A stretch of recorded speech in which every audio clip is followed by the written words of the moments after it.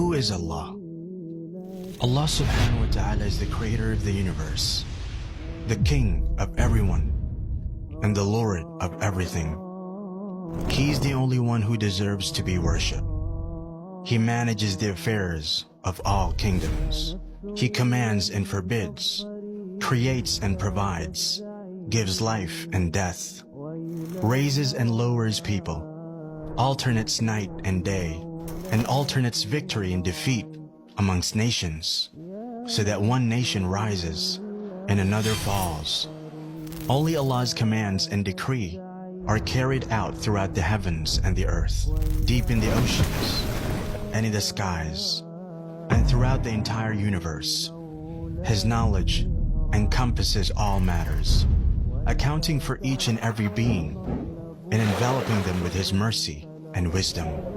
He hears all voices in their different languages and with their varied requests and pleas. One voice does not distract Him from hearing another, nor do their innumerable pleas confuse Him. The pleading of the needy beggars knocking at His door does not aggravate Him, nor do their questions annoy Him. He sees all things, the visible and invisible. He sees the black ant crawling across a solid black rock in a pitch-dark night.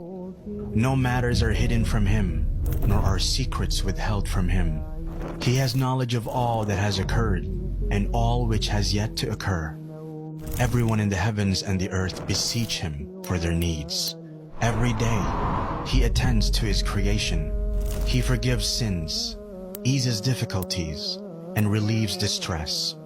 He mends the broken, enriches the poor, teaches the ignorant, guides the astray, directs the confused, and helps the desperate.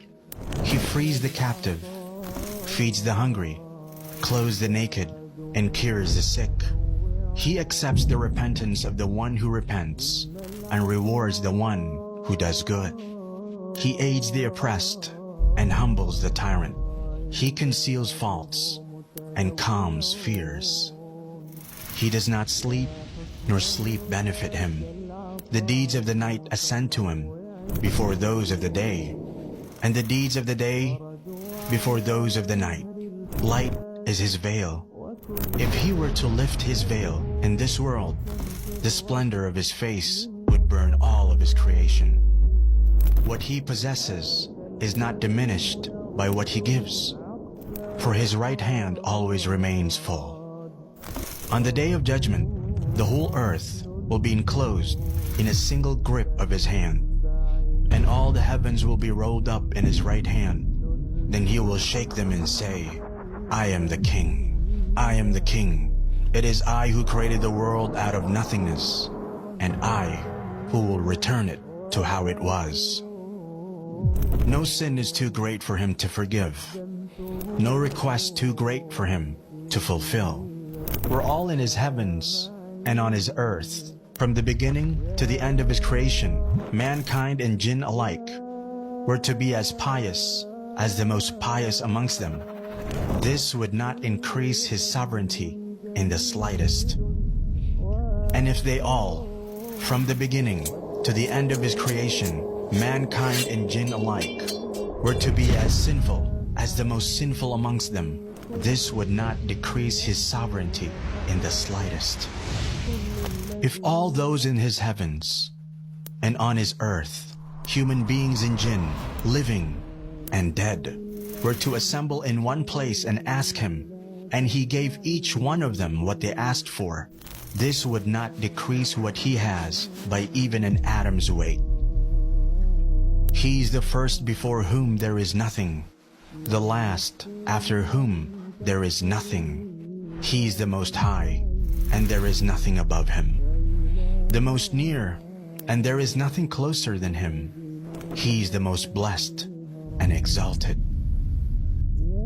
He is the most worthy of being worshipped and remembered. He is the most deserving to be thanked and praised.